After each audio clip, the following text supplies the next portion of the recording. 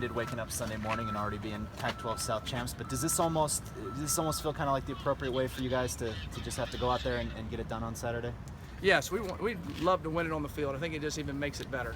Our guys are excited about playing. Utah is an excellent football team. They beat us every year I've been here. You know, it's appropriate to be the last game of the year with a lot riding on it. So it's an exciting thing, and it makes it special for our players, and it makes it special for the fans, and I know it makes it really special for Utah too. The Pac-12, when they set everything up, the schedule, this was supposed to be a rivalry week. They've always said this. They want this to be a rivalry. Right. Does something like this help? I think it does, yeah. You know, it's a rivalry. I've always said it's a rivalry when we start beating them. We haven't beat them yet, so hopefully we're able to beat them this week. But right now they beat us up pretty good every time we played them, and we need to find a way to get them. But I definitely see it as a rivalry. It's a close proximity. A lot of these kids know each other, and being the last game of the year with a lot riding in the game, I think does make more hype to it, which makes it a little bit more energetic with a rivalry type atmosphere. Mike, a year ago you guys talked about finishing being so important in the fourth quarter, and you came close again and again. And this year, what has gotten you over that hump of finishing games like this year that has been close going down that stretch? Our young men are performing well under pressure. They just keep playing. They don't get. I don't think they don't get stressed out. Our coaching staff has done a phenomenal job of play calling in those situations, defensively and offensively, and so I think that's the key there. Is kind of a combination of a lot of things, but mainly the players just not blinking and just keep playing. How much has conditioning played a role when you know? I think conditioning's played a big role in it, and you know, also, you know, when we've had in those type of situations, sometimes people are nicked up during the game, so we've been able to put guys in that have played before in those situations, so they're not as nervous either. So definitely conditioning plays a big role, but I think the kids' mental state plays a big role too. How good have you guys been at second half adjustments? You know, making halftime adjustments, especially defensively. Yeah, the defensive staff has got a good job of doing that, and I think also the other thing is our players are so used to playing and understand their scheme that they understand. Okay, that's why we're going to call this now. You know, this is what we ought to be doing. So it's not like a whole thing pulled out of the air. They go and say, hey, we ought to play this way, inside leverage or outside leverage. We ought to stunt here. We ought to set the front this way because of what they're in. Our kids are able to see it quicker, and we're able really to make a lot of them on the sidelines now. And so that's been a big help. Coach, we've all seen what, you know, obviously the numbers that Phillip has put up this year have been really fantastic, but I think one of the things that always pops out is the passion that he sort of breathes for the game of football.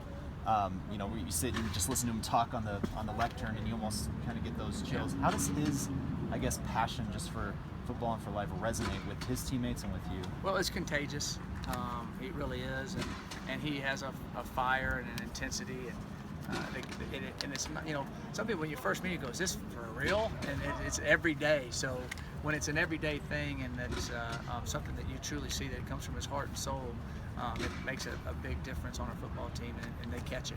You see a lot of that being born from a family that is so ingrained in football, and from his family, definitely. There's no doubt. But I've had other guys similar to him that didn't have the same family situation. They just had the love for football and the love for teammates and camaraderie and passion about hard work. And but definitely with his family, it's definitely in their DNA.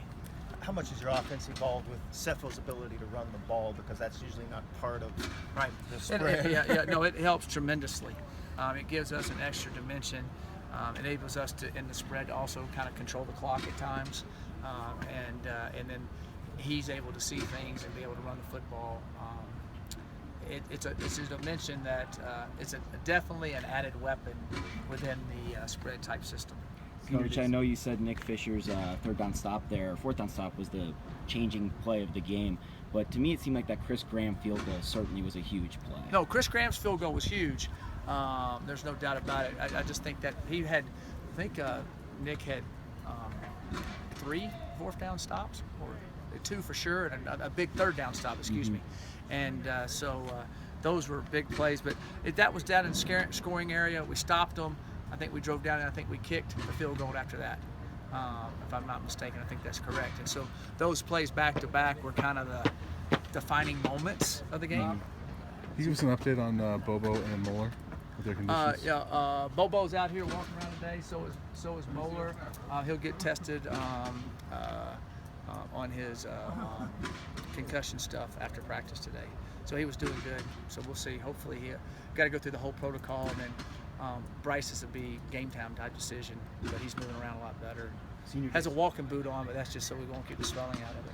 Senior Day's kind of had a final feeling around here this year. Do you imagine it being a little bit more of a joyous occasion this time? Yeah, it's definitely going to be a joyous occasion.